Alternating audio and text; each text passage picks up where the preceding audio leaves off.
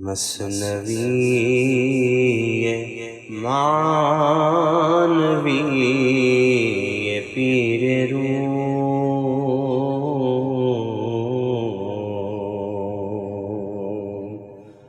مثنوی معنوی پیر روم،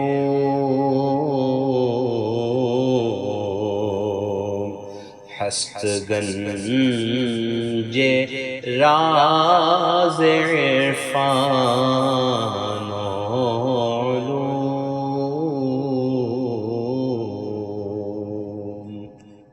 بسم اللہ الرحمن الرحیم، الحمدللہ رب العالمین، والصلاة والسلام علی سیدنا و مولانا محمد سید الاولین والآخرین وعلی آلہ واصحابہ اجمعین، اما بعد۔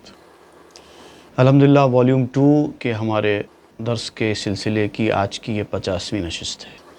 گزشتہ ہم جو پڑھ رہے تھے اس میں بجلی چمکنے سے روشنی حاصل کرنے کا ذکر کرتے ہوئے مولانا روم نے فرمایا تھا کہ جو لوگ لالچ اور حرص کا شکار ہو جاتے ہیں ان کے اندر اتنی تمیز بھی باقی نہیں رہتی کہ روشنی کس سے لینا ہے، سورج سے لینا ہے یا بجلی سے لینا ہے۔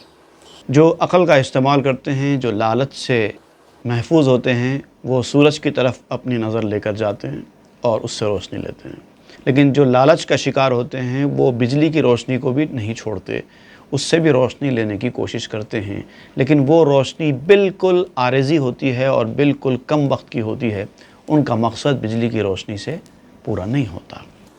دراصل لالچ انسان کو ایک ایک چیز حاصل کرنے کے لیے اتنا زیادہ للچاتا ہے کہ وہ فرق نہیں کر پاتے کہ سورج کی روشنی کیا ہے اور بجلی کی روشنی کیا ہے۔ حالانکہ بجلی کی جو روشنی ہے وہ روشنی دینے کے لیے نہیں دی گئی ہے، وہ تو نظروں کو اچک لینے والی چیز ہے، باقی رہنے والی نہیں ہے۔ جو نگاہیں روشنی کی تلاش کرتی ہیں وہ سورج کی روشنی کی تلاش کریں، بجلی کی روشنی کی تلاش نہ کریں۔ بجلی کی روشنی کو تلاش کرنا بالکل ایسے ہی ہے جیسے دریا کے جھاگ پر گھوڑا دوڑانا، اور اس کا نتیجہ بھی ایسے ہوتا ہے کہ جیسے بجلی کی روشنی میں خط نہیں پڑھا جا سکتا، کیونکہ وہ سیکنڈز میں آتی ہے اور سیکنڈز میں چلی جاتی ہے۔ تو اب اس کا رزلٹ اس کا سبب آپ بیان کرتے ہیں حرص۔ اب یہاں پر حرص کے بارے میں آپ اظہار خیال کریں گے۔ از حریصی عاقبت نادیدن است، بر دل و بر عقل خود خندیدن است۔ جب حرص اور لالچ پیدا ہو جاتی ہے تو انسان عاقبت کو نہیں دیکھتا، انجام کو نہیں دیکھتا۔ اس وقت جو مل رہا ہے صرف اسی پر توجہ دیتا ہے، اس کا رزلٹ کیا آنے والا ہے، نا عاقبت اندیش ہو جاتا ہے، انجام کو نہ دیکھنے والا بن جاتا ہے حرص کی وجہ سے۔ اور انسان کو اللہ تعالیٰ نے دل بھی دیا ہے اور عقل بھی دی ہے، اگر وہ اس طرح لالچ میں آ کر نہ اپنے دل کا استعمال کرے نہ اپنے دماغ کا استعمال کرے، لالچ جدھر اس کو لے کر جائے اسی کی طرف چلا جائے، تو گویا یہ دل اور دماغ کی ہنسی اڑانے کی طرح ہے۔ عاقبت بینست عقلس خاصیت، نفس باشد کو نہ بینت عاقبت۔ عقل جو ہے طبعاً فطرت میں عاقبت دیکھنے والی ہے، انجام دیکھنے والی ہے۔ عقل جب انسان استعمال کرتا ہے تو یہ سوچ کر کوئی کام کرتا ہے کہ میں یہ کر رہا ہوں، کیا ہوگا اس کا رزلٹ کیا آئے گا، اچھا رزلٹ آئے گا یا برا رزلٹ آئے گا۔ اس وقت میں یہ کر رہا ہوں، اس کے اچھے نتائج آنے والے ہیں یا برے نتائج آنے والے ہیں، اچھے نتائج کتنے ہوں گے، برے نتائج کتنے ہوں گے، اور اس کے لیے مجھے کتنی محنت کرنی چاہیے۔ تھوڑا بہت فائدے کے لیے زیادہ محنت کرنا فضول ہے، نقصان کے لیے کم محنت کرنا بھی فضول ہے۔ تو یہ جو سوچ ہے انسان کی، جو عقل کا استعمال کرتے ہوئے کرتا ہے، وہ عقل کی وجہ سے ہی ہوتی ہے۔ لالچ جب آئے گا تو انسان انجام کو نہیں دیکھتا۔ نفس باشد کو نہ بیند عاقبت، عقل انسان کی عاقبت کو، انجام کو دیکھتی ہے، سوچتی ہے، اور نفس انسان کا انجام کو نہیں دیکھتا۔ وہ اس وقت کیا ہے بس وہ دیکھتا ہے، رزلٹ کیا آنے والا ہے وہ نہیں دیکھتا، وہ بعد میں دیکھا جائے گا، اب جو ہوگا سو ہوگا، اب اس وقت کا سوچ لو۔ یہ نفس کرتا ہے۔ عقل کو مغلوب نفس و نفس شد، مشتری ماتے زحل شد نحس شد۔ اور جو انسان کی عقل نفس سے مغلوب ہو جائے، نفس انسان کی عقل کے اوپر حاوی ہو جائے، اب انسان کی عقل بھی نفس کے مطابق کام کرنے لگے تو وہ عقل بھی نفس بن جاتی ہے۔ حالانکہ ہے عقل، لیکن عقل تابعداری کر رہی ہے، اطاعت گزاری کر رہی ہے نفس کی، تو اس کا مطلب عقل بھی نفس بن گئی۔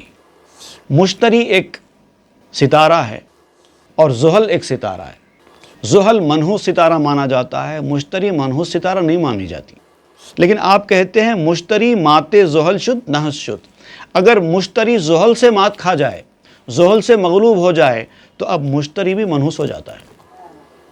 تو دیکھیے آپ کس کی اطاعت گزاری فرما برداری کر رہے ہیں، وہ ہے کس کی سن رہے ہیں، کس کو ترجیح دے رہے ہیں، اس کے اوپر منحصر ہے یہ سب کچھ۔ اگر آپ اچھے آدمی کی اطاعت گزاری فرما برداری کر رہے ہیں تو آپ بھلے ہی برے ہوں گے لیکن برا کام کبھی نہیں کریں گے، کیونکہ آپ اچھے کی اطاعت گزاری کر رہے ہیں۔ اگر آپ کسی برے کی اطاعت گزاری کر رہے ہیں، بھلے ہی آپ اچھے ہوں گے لیکن برے کی اطاعت گزاری کرنے کی وجہ سے آپ برا ہی کریں گے۔ یہ بات آپ یہاں پر بتا رہے ہیں۔ نفس کی اطاعت گزاری کریں گے تو کبھی اچھا کام نہیں کر سکیں گے، نفس عقل کے اوپر غالب آ جائے گا، پھر عقل بھی وہی کرے گی جو نفس کا حکم ہوگا، عقل سے بھی پھر اچھا کام نہیں ہو سکتا۔ تو اسی لیے کیا کیا جاتا ہے کہ عقل کو مغلوب کر دیا جاتا ہے، عقل کو غالب کر دیا جاتا ہے، نفس کو مغلوب کر دیا جاتا ہے۔ اب نفس اپنا حکم نہیں چلاتا، عقل کی سنتا ہے، تو نفس بھی اچھے چیزوں کا حکم دیتا ہے۔ تو گویا کہ نفس کو بھی تربیت یافتہ بنایا جا سکتا ہے اگر وہ عقل کی اطاعت گزاری کرے تو۔ ہم دری نحسے بے گرداں ای نظر، در کسے کو کرد نحست در نگر۔ اب آپ کہتے ہیں کہ اب آپ اس حالت میں پہنچے ہوئے ہیں کہ آپ کے وسوسے، آپ کے خیالات جو نفس سے آ رہے ہیں آپ کی عقل کے اوپر حاوی ہونے کی کوشش کر رہے ہیں، تو گھبراؤ نہیں، وسوسوں کو آنے دو۔ آپ کا کام صرف اتنا ہے کہ وسوسوں کو وسوسے سمجھو اور اس کو لائٹ لو، عقل کے اوپر حاوی ہونے مت دو۔ اگر آپ عقل سے کام لے رہے ہیں تو وسوسوں کو جو کہ نفس سے آتے ہیں عقل کے اوپر حاوی ہونے مت دو، ان کو آتے ہیں تو آنے دو، اپنی نظر گھماؤ اور اس ذات کی طرف دیکھو جنہوں نے یہ وسوسے بنائے ہیں۔ اگر آپ کو ان وسوسوں سے بچنا ہے، اس کے مضر اثرات سے بچنا ہے، تو وسوسے بنانے والی ذات کے اوپر توجہ کر لو، وسوسوں کو لائٹ لے لو۔ آ نظر کو بنگرد ای جزر و مد، او ز نحس سوئے ساد نخزد۔ اور جو اپنی نظر میں، اپنی نگاہ میں اس اتار چڑھاؤ کو دیکھتا ہے کہ کہاں پر نفس کو غالب کرنا ہے، کہاں پر نفس کو مغلوب کرنا ہے، کہاں پر عقل کو غالب کرنا ہے، کہاں پر عقل کو مغلوب کرنا ہے، اگر یہ جو مد و جزر ہے، یہ ٹائیڈ ہے سمندر کا، سمندر جیسے کبھی شانت ہوتا ہے، کبھی ایک دم موج میں آ جاتا ہے، ویسے ہی انسان کے حالات بھی ہوتے ہیں۔ تو یہ جو مد و جزر ہے، اگر اس کو اپنی عقل کی نگاہ سے دیکھ لیں تو پھر انسان نحوست سے بھی سعادت کی طرف راستہ بنا لیتا ہے۔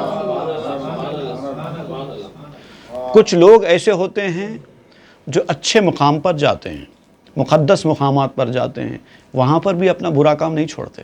کعبۃ اللہ شریف جائیے، مدینہ منورہ جائیے، وہاں پر بھی چپل چور آپ کو مل جاتے ہیں، پیکٹ مارنے والے مل جاتے ہیں، ایسے مقدس مقامات پر بھی یہ کام۔ لیکن کیا کریں، ان کی فطرت ہی خبیث ہے، فطرت ہی ہے خبیث، تو امید خیر کیا ہوتے ہیں پاک کیا کسی مرد نجس کے پاؤں، جو خود سر سے پاؤں تک نجس ہے اس کے پاؤں کہاں سے پاک ہو گئے؟ فطرت ہی خراب ہے۔ تو اچھے مقام پر جا کر بھی وہ اپنا راستہ ڈھونڈ لیتا ہے، اور اگر کسی کی فطرت میں اچھائی ہے، اگر وہ غلطی سے کسی برے مقام پہ چلا بھی جائے تو وہاں پر بھی وہ اپنی اچھائی نکال لیتا ہے۔ تو نحوست سے بھی سعادت کی طرف راستہ بنا لو۔ وسوسے آتے ہیں تو آنے دو، ان کو خاطر میں مت لاؤ، ان کو اہمیت مت دو، وسوسے آپ کا کچھ نہیں بگاڑیں گے۔ وسوسوں کو آپ اہمیت دیں گے، وسوسوں کے مطابق کام کریں گے، تب آپ کا نقصان ہوگا۔ زاں ہمی گردان تز حال بحال، زد بزد پیدا کنا در انتقال۔ اللہ تعالیٰ تم کو ایک حال سے دوسری حال کی طرف اسی لیے منتقل کرتا رہتا ہے۔ انسان کے مزاج میں تبدیلی ہے، کبھی ایک مخالف بنتا ہے، کبھی ایک مخالف بنتا ہے، کبھی آپ روتے ہیں، کبھی آپ ہنستے ہیں، کبھی آپ غمزدہ رہتے ہیں، کبھی آپ خوش رہتے ہیں، کبھی آپ صحت مند رہتے ہیں، کبھی آپ بیمار ہو جاتے ہیں۔ یہی حال تبدیل ہوتا رہتا ہے، اور اسی لیے اللہ تعالیٰ نے دو مخالف چیزوں کو انسان کے اندر بھی رکھا انسان کے باہر اس دنیا میں بھی رکھا. کبھی دن آتا ہے، کبھی رات آتی ہے، کبھی سردی ہوتی ہے، کبھی گرمی ہوتی ہے. یہ رکھا ہی اللہ تعالیٰ اسی لیے ہے تاکہ ایک سے دوسرے کو پہچان سکے. انسان کے ذہن میں وسوسے بھی آ رہے ہیں، الہامات بھی آ رہے ہیں. اب انسان کا کام یہ ہے کہ اپنی عقل کا استعمال کریں، علم حاصل کریں اور اس کے بعد ان وسوسوں کو اور الہام کو پہچان کر الگ الگ کریں. الہام کی پہچان وسوسوں سے ہوگی، وسوسوں کی پہچان الہام سے ہوگی. تعرف الاشیاء بأضدادها، عربی میں ایک کہاوت ہے، چیزوں کی پہچان اس کے اپوزٹ سے ہوتی ہے. جب تک رات نہیں آئے گی انسان دن کو نہیں سمجھ سکتا. جب تک کڑوا نہیں آئے گا انسان میٹھا نہیں سمجھ سکتا. جب تک برا نہیں آئے گا انسان اچھے کو نہیں سمجھ سکتا. تو اللہ تعالیٰ نے اپنے نیک بندوں کی پہچان دنیا میں کرانے کے لیے ہی شیاطین کو پیدا کیا ہے، تاکہ ان کو دیکھ کر ان کو پہچانو کہ وہ برے ہیں یا اچھے ہیں. تاکہ خوف الزائدہ ذات الشمال لذت ذات الیمی یرجر رجال، تاکہ جو تیرا خوف ہے بائیں جانب سے، بائیں جانب والے سے تیرا جو خوف ہے وہ تیرے اندر پیدا ہو، اور دائیں جانب والے کی تمنا تمہارے اندر جاگے. اب یہ بائیں جانب والے دائیں جانب والے کیا جانتے ہیں آپ؟ اعمال نامے کی طرف اشارہ ہے. بائیں جانب والے سے مراد وہ فرشتہ جو آپ کی برائیوں کو لکھتا ہے. دائیں جانب والے سے مراد وہ فرشتہ جو آپ کی اچھائیوں کو لکھتا ہے. یا پھر قیامت کے دن نیک بندے اور برے بندوں کی پہچان بتائی گئی ہے. نیک بندوں کے ہاتھ میں ان کا نامہ اعمال ان کے دائیں ہاتھ میں دیا جائے گا، برے لوگوں کو ان کا نامہ اعمال ان کے بائیں ہاتھ میں دیا جائے گا. اصحاب الیمین اور اصحاب الشمال کہا جاتا ہے.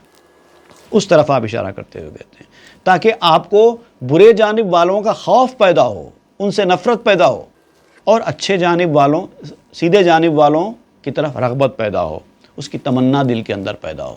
تو ایک چیز تمنا کا پیدا ہونا ہے، ایک چیز اس سے بچنے کی کوشش کرنا ہے. ایک طرف محبت ہونا ہے، ایک طرف نفرت ہونا ہے. ادھر نفرت ہوگی تو ادھر محبت پیدا ہوگی، ادھر محبت پیدا ہوگی تو ادھر نفرت ہوگی. یہ ایک دوسرے کے ساتھ ملے ہوئے. تاکہ از اسرت نبینی خوفا کہ ز یسر بازیابی لطفا، جب تک تم تنگی کے خوفوں کو نہیں دیکھو گے، ہارٹ ٹائٹ ہو گیا، پریشانی آ گئی، پیسہ نہیں ہے، زندگی مشکل سے کٹ رہی ہے، جب تک تم اس کیفیت کو سمجھ نہیں سکو گے خوشحالی کا مزہ تم کو کہاں سے ملے گا؟ جب تک تم بیماری اور درد سے کراہو گے نہیں، اس تکلیف کا احساس نہیں کرو گے، صحت مندی پر شکر کہاں سے ادا کرو گے؟ اگر انسان زندگی بھر بیمار ہی نہ ہو، ہمیشہ صحت مند رہے، تو وہ اس کو نارمل چیز سمجھتا ہے، شکر ادا نہیں کرتا. لیکن بیمار پڑے گا، تکلیف ہوگی، اس کے بعد تکلیف کے چلے جانے کے بعد شکر ادا کرے گا، خوش ہوگا. اس کا مزہ اس کو پتہ چلے گا کہ صحت مندی کا مزہ کیا ہوتا ہے، خوشحالی کا مزہ کیا ہوتا ہے، سہولت کا مزہ کیا ہوتا ہے، تب لطف اندوز ہوتا ہے. تانا بینی خوف نحسے مش اما کہ شناسی قدر لطف میمنا، اور جب تک تم ان بائیں جانب والوں کی نحوست کا خوف نہیں دیکھو گے کہ یہ بائیں جانب والوں کی نحوست کیا چیز ہے، ان کو کیا کیا ملا ہے، برے اعمال کا بدلہ کیا کیا ملا ہے، کیسے کیسے عذاب ان کو ہوتے ہیں، جب تک اس کا خوف تمہارے اندر پیدا نہیں ہوگا، تم دائیں جانب والوں کا لطف کہاں سے اٹھاؤ گے؟ دنیا میں برے لوگوں کو جب تک نہ دیکھو گے، اچھے لوگ دکھائی کہاں سے دیں گے؟ برے لوگوں کے انجام کو جب تک تم دیکھو گے نہیں، تب اچھے لوگوں کے شرن میں آؤ گے کہاں سے؟ تاد و پر باشی کے مرغے یک پرہ آج زائد از پریدن یک سرا. اللہ تعالیٰ نے یہ بیلنسنگ کے لیے اچھائی برائی دونوں دی ہے. ایک طرف بائیں ہاتھ ہے، ایک طرف سیدھا ہاتھ ہے، اسی کے بیچ میں تم ہو. انسان کی باڈی کا جو اسٹرکچر ہے اس کے حوالے سے آپ بات کر رہے ہیں. ایک طرف انسان کے رائٹ ہینڈ ہے، ایک طرف انسان کے لیفٹ ہینڈ ہے، اور انسان دونوں کے بیچ میں ہے. یہ ایک طرف رائٹ ہینڈ ایک طرف لیفٹ ہینڈ ہوگا تو ہی آپ کام کر سکیں گے. پرندے کو دیکھیے آپ، پر ہوتے ہیں، ایک طرف رائٹ پر ایک طرف لیفٹ پر، اور وہ دونوں پر مارتے ہوئے آگے بڑھتا ہے. ایک پر اچھائی کا ہے جس کو حاصل کرنا ہے، ایک طرف برائی کا ہے جس سے بچنا ہے. سورہ فاتحہ میں بھی اللہ تعالیٰ نے یہی کیا، صراط الذین انعمت علیہم، اے اللہ ان لوگوں کے راستے پر چلا جن پر تو نے انعام و اکرام کیا. یہ ایک ہے. غیر المغضوب علیہم ولا الضالین، یہ ایک ہے. ان سے بچنا ہے، ان کو اختیار کرنا ہے، ان کی صحبت لینا ہے، ان سے ہدایت لینا ہے، ان سے بچنا ہے، ان کی صحبت سے بچنا ہے، ان کی ہدایتوں سے بچنا. یہ دو پر ہیں، اور اسی لیے اللہ تعالیٰ نے یہ دو پر انسان کو دیے ہیں تاکہ دو پروں سے یہ اڑے. جب تک دو پر نہیں ہوں گے اڑیں گے کہاں سے؟ ایک پر والا آدمی اڑ سکتا ہے؟ نہیں اڑ سکتا ہے. تو اڑانے کے لیے یہ دو پر دیے گئے ہیں. ایک صراط الذین انعمت علیہم والا پر ہے، ایک غیر المغضوب علیہم والا پر ہے. ہی گزر از میمنہ وز میسرہ در سرائے سابقاں آں یک سرا. قرآن مجید میں اللہ تعالیٰ نے جہاں دائیں جانب والوں اور بائیں جانب والوں کا ذکر کیا، اس میں کہا کہ بائیں جانب والے برے لوگ ہیں، دائیں جانب والے اچھے ہیں. ان دونوں کا ذکر کرتے ہوئے آگے فرمایا گیا لیکن جو مقرب ہیں وہ سب سے اچھے ہیں. یعنی ان کو دائیں جانب والوں میں نہ رکھا نہ بائیں جانب والوں میں رکھا. ایک برے لوگ ہیں، ایک اچھے لوگ ہیں.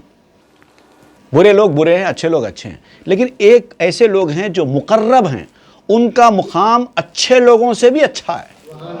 تو آپ یہاں پر مولانا روم کہتے ہیں کہ بائیں جانب والے تو آپ کو بننا ہے ہی نہیں، آپ کو بننا ہے دائیں جانب والے. لیکن آپ کہتے ہیں بائیں دائیں دونوں سے نکل جاؤ، مقرب بن جاؤ. ہی گزر از میمنہ وز میسرہ، میمنہ اور میسرہ دونوں سے نکل جاؤ. در سرائے سابقاں آں یک سرا، سابقین میں چلے جاؤ. والسابقون الاولون اولئک المقربون. ہر چیز میں آگے بڑھنے والے، آگے بڑھنے والے. جتنا کام ان کو کرنے کے لیے کہا جائے کرتے ہیں، اور جس سے بچنے کے لیے کہا جائے بچتے ہیں. یہ نیکی والے ہیں، رائٹ ہینڈ والے. جو الٹا کرتے ہیں وہ لیفٹ ہینڈ والے ہیں. جتنا کہا جائے اتنا کرتے ہیں وہ رائٹ ہینڈ والے ہیں. لیکن جو السابقون الاولون ہے، جن کو مقربون کہا گیا ہے، وہ لوگ جتنا کہا جائے وہ تو کرتے ہی کرتے ہیں، کچھ ایکسٹرا بھی کرتے ہیں. حالانکہ ان کو کہا نہیں گیا کہ ایسا بھی کرو، لیکن وہ بھی کرتے ہیں خوشنودی کے لیے، آگے بڑھ بڑھ کر کرتے ہیں. اگر آپ کو 10 روپے دینے کے لیے کہا گیا، آپ نہیں دیے، لیفٹ ہینڈ والے. اب میں اور کلیئر کر کے آپ کو سمجھاتا ہوں. آپ کو کہا گیا کہ 10 روپے دو، آپ نہیں دیے، لیفٹ ہینڈ والے. اگر آپ سے کہا گیا 10 روپے دو، آپ نے 10 روپے دے دیے، رائٹ ہینڈ والے. آپ سے کہا گیا 10 روپے دو، آپ نے 20 روپے دیے، المقربون السابقون الاولون. تو آپ کہتے ہیں کہ نہیں، سابقون میں بنو. یا رہاکن تا نیایم در کلام، یا بدہ دستور تا گویم تمام. اب یہ ایسی گفتگو ہے سابقین بنانے والی، مقربین بنانے والی گفتگو میں تم سے کر رہا ہوں. اگر تم کو چاہیے یہ گفتگو تو سنو، نہیں چاہیے تو میں منہ بند کر کے بیٹھ جاتا ہوں. اب دیکھیے، یا رہاکن تا نیایم در کلام، یا بدہ دستور تا گویم تمام. اس کا مطلب ہوتا ہے یا تو چھوڑ دو مجھے کہ میں گفتگو ہی نہ کروں، یا تو مجھے بولنے کا موقع ہی مت دو تاکہ میں بولوں ہی نہیں. یا بدہ دستور تا گویم تمام، یا پھر مجھے ایسا اختیار دو، ایسا موقع دو کہ میں پورا بولوں. دیکھیے، دو طریقے بیان کیے گئے ہیں. ایک تو کسی کو پورا بولنے کا موقع دینا، ایک تو اس سے کہہ دینا کہ تم مت بولو. دو ہی راستے ہیں، یا تو پورا بولوں گا یا پھر نہیں بولوں گا. یہ مولانا روم کا طریقہ ہے. یا تو پورا بولوں گا یا نہیں بولوں گا، آدھا نہیں بولتا. سننا ہے تو پورا سنو، آدھا سن لیں گے، آدھا نہیں سنیں گے، نہیں چلے گا. ٹھیک ہے، آپ صاحب اختیار ہیں، آپ کا اختیار آپ کے اوپر ہے. آپ نہیں سنتے مت سنو، کوئی بات نہیں. ہم فورس نہیں کر سکتے آپ کو کہ ہماری بات سنو سنو سنو. نہیں سننا چاہتے مت سنو، ہم نہیں بولیں گے. لیکن سننا ہے تو پھر پوری سنو. آدھی بات سننے والی بات قابل قبول نہیں ہے. یا رہاکن تا نیایم در کلام، یا تو چھوڑ دو مجھے تاکہ میں گفتگو ہی نہ کروں، یا بدہ دستور تا گویم تمام، یا پھر مجھے اس بات کی اجازت دو، اس بات کا موقع دو کہ میں پوری بات کہوں. ورنہ ای خواہی نہ آ فرما تو راست، کس چہ داند مر تو را مقصد کجاست. اگر آپ یہ بھی نہیں چاہتے وہ بھی نہیں چاہتے، نہ مجھے پورا بولنے دیتے ہیں اور نہ ہی میں کچھ نہ بولا تو خاموش بیٹھتے ہیں، اس کے اوپر بھی تنقید کرتے ہیں کہ یہ کچھ بولتے نہیں ہیں، بغیر بولے چلے گئے. کچھ تو بولو, یا تو کچھ بولنے دو یا پھر خاموش بیٹھنے دو. نہیں, آپ خاموش بھی نہیں بیٹھنا, آپ بولنا بھی اور پورا بھی نہیں بولنا. ایسا نہیں ہو سکتا نا. ورنہ ای خواہی نہ آ فرما تو راست, اگر تو نہ یہ چاہے نہ وہ چاہے, اختیار اپنے پاس رکھے. کس چہ داند مر تو را مقصد کجاست. اب ایسے میں کون سمجھے گا کہ آپ کا مقصد کیا ہے؟ کچھ نہ کچھ تو خفیہ مقصد ہے آپ کا. اب ہم کیا سمجھ سکتے ہیں آپ کیا چاہتے ہیں؟ ہمارے پاس تو دو ہی راستے ہیں. یا تو آپ ہماری پوری بات سنو, ہم آپ کو سمجھائیں گے ہر چیز, یا تو نہیں سنتے ہیں چلے جاؤ. آپ کے کام کی بات نہیں ہے تو آپ چلے جاؤ. لیکن آدھی سنیں گے آدھی نہیں سنیں گے, یہ قابل قبول نہیں ہے, آپ کو فائدہ بھی نہیں ہوگا اس سے. جان ابراہیم بایت تاب نور, بیند اندر نار فردوس و قصور. اب کیا ہے کہ حضرت ابراہیم علیہ السلام کی جان چاہیے, ویسا جگر چاہیے, ویسی روح چاہیے, تاکہ نور کے ذریعے آگ میں جانے کے بعد بھی اپنے جنت کو, اپنے محلات کو دیکھ سکے. ان کو آگ میں ڈال دیا گیا, لیکن وہاں پر بھی وہ جنت کے باغوں کو دیکھ رہے تھے, جنت کے محلات کو دیکھ رہے تھے, اس لیے ان کو کوئی فرق نہیں پڑا. اب ویسی نظر چاہیے, ویسی جان چاہیے تاکہ وہ نظر آ سکے. پایا پایا بر روت بر ماہ و خر, تان ماند ہمچو حلقہ بند در. انسان ترقی جب کرتا ہے درجہ بدرجہ, آہستہ آہستہ, پایا پایا. پایا پایا مطلب ایک پائے کے اوپر دوسرا پایا پڑتا چلا جاتا ہے. پہلے گراؤنڈ فلور بنتا ہے تو ایک پایا بنتا ہے, فاؤنڈیشن. اس کے بعد گراؤنڈ فلور آپ کا تیار ہو گیا, اب فرسٹ فلور بن رہا ہے. تو فرسٹ فلور میں کیا کرتے ہیں, گراؤنڈ فلور کے جو کالمز ہیں اس کو استعمال کرتے ہیں بطور پایا. اگر آپ گراؤنڈ فلور پورا مکمل کر کے اس کے اوپر اگر فرسٹ فلور کو بنانا چاہتے ہیں اور گراؤنڈ فلور سے فرسٹ فلور کے درمیان کوئی لنک نہیں ہے تو بلڈنگ قائم نہیں ہو سکے گی. وہ جو لنک لگانا ہے اسی کو اس کا پایا کہتے ہیں. تو تعمیر ایسے ہی مکمل ہوتی ہے. پایا پایا بر روت بر ماہ و خر, درجہ بدرجہ تم آگے بڑھتے جاؤ تاکہ چاند اور سورج سے آگے نکل جاؤ. اس سے بھی اونچا جانا ہے تم کو. عروج آدم خاکی سے انجم سہمے جاتے ہیں. وہ ہے آدم خاکی کا عروج کہ ستارے بھی سہم جائیں. اف کیا درجہ ہے. اور یہ ترقی کرنے سے ہوگا, محنت کرنے سے ہوگا, آگے بڑھنے سے ہوگا. تان ماند ہمچو حلقہ بند در, جیسے دروازے کا حلقہ ہوتا ہے, کنڈا, وہ دروازے کو چمٹا ہوا رہتا ہے. اگر ویسے بن کے رہو گے تو کمرے کے اندر بھی داخل نہیں ہو سکتے. دروازے کی جو کنڈی ہوتی ہے وہ دروازے کو لگی ہوئی ہوتی ہے اور کمرے کے باہر ہوتی ہے, وہی اس کی منزل ہے, اس سے آگے وہ اس کا کوئی مقام نہیں ہے. اگر تم بھی اسی طرح بن کر رہو گے دروازے کی کنڈی تو پھر تمہاری کوئی ترقی ممکن نہیں ہے. کنڈی بن کر ہی زندگی بھر دروازے کو چمٹ کر رہنا ہوگا. دروازے کے پابند مت بنو, اندر جاؤ اور ترقی کرو. چوں خلیل از آسمان ہفتمی بگذرت کے لا احب الآفلی. حضرت ابراہیم علیہ السلام کی طرح ساتویں آسمان سے بھی آگے نکل جاؤ, کیونکہ وہ اپنے عزم میں پختہ تھے. لا احب الآفلین کہنے والے تھے, ہم غروب ہونے والوں کو پسند نہیں کرتے. ابراہیم علیہ السلام نے کہا تھا ہم غروب ہونے والوں کو پسند نہیں کرتے. جن کا معاملہ ختم ہے ان سے ہمارا کوئی واسطہ نہیں. عارضی چیزیں ہم کو پسند نہیں ہیں, ہم مستقل چیزوں کی طرف جائیں گے. ٹیمپرری چیزوں سے ہم کو کوئی دلچسپی نہیں ہے. چاند نکل رہا ہے, روشنی دے رہا ہے, ٹیمپرری ہے. صبح ہو جائے گی, سورج نکل جائے گا, چاند کی روشنی غائب, پھر سورج نکلے گا, روشنی بڑی اچھی ہوگی, دنیا کو اپنی روشنی میں لے لے گی, اس کی طرف توجہ جائے گی. بعد میں رات آئے گی, وہ بھی ڈوب جائے گا. بولے نہیں, یہ بھی نہیں چاہیے. ہم تو غروب نہیں ہونے والے کو پسند کرتے ہیں, جو پرماننٹ ہوتا ہے ہم اس کی طرف جاتے ہیں. تو جو لا احب الآفلین والے ہیں وہ لوگ بجلی کی چمک سے روشنی حاصل نہیں کرتے, اور ویسے ہی لوگ ساتویں آسمان سے آگے گزرتے ہیں. ای جہان تن غلط انداز شد, جز مراں را کوغ شہوت باز شد. جسم کی دنیا, ای جہان تن, یہ تن کی دنیا غلط انداز شد, غلطی میں مبتلا کرنے والی چیز ہے. انسان غلطیوں میں مبتلا اسی کی وجہ سے ہوتا ہے. جسموں کی دنیا میں غلطیاں ہوتی ہیں، روحوں کی دنیا میں غلطی نہیں ہوتی. تو اپنا تعلق جسموں کی دنیا سے مت رکھو، روحوں کی دنیا سے جوڑ کر رکھو. غلطی سے محفوظ رہنا چاہتے ہو تو یہ تو غلطی میں مبتلا کرنے والی ہے یہ جسم کی دنیا. جز مرارا کوز شہوت باز شد، سوائے اس کے وہی آدمی اس جسم کی دنیا سے اپنے آپ کو محفوظ رکھ سکتا ہے جو خواہشات نفسانی سے اپنے جسم کو پاک کر لیتا ہے.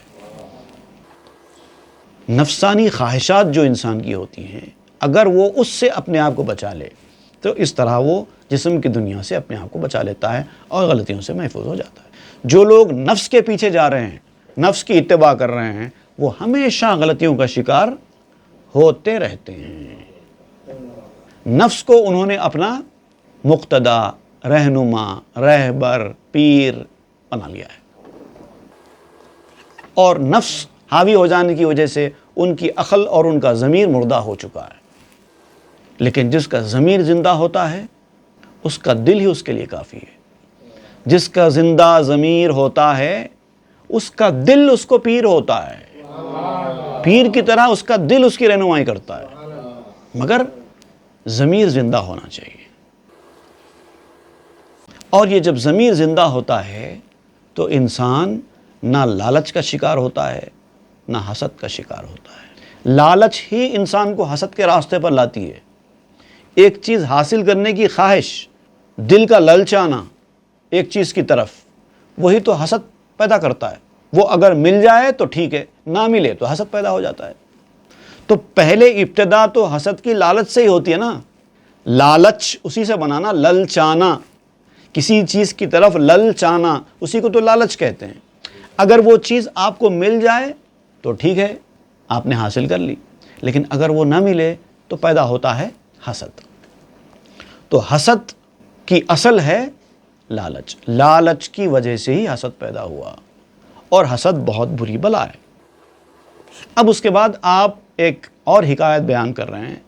بادشاہ کا ایک خاص غلام ہے جس کے اوپر اس کے دوسرے غلام حسد کرتے ہیں کہ وہ مقام، وہ مرتبہ، وہ عزت جو اس غلام کو حاصل ہے ہم کو کیوں نہیں ہے. غالباً یہ تسلسل ہے حضرت لقمان کے اسی واقعے کا جو ہم اس سے پہلے پڑھ رہے تھے کہ ان کے اوپر کس طرح سے دوسرے غلاموں نے حسد کا مظاہرہ کیا، جو بادشاہ نے ان کی ضرورت سے زیادہ عزت کی، ان کا خیال کیا. یہ اسی کی طرف ہے. انشاءاللہ وہ ہم آئندہ کے درس میں پڑھیں گے.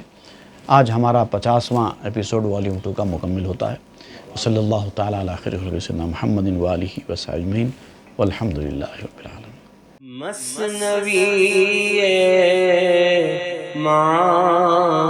معنوی پیر روم،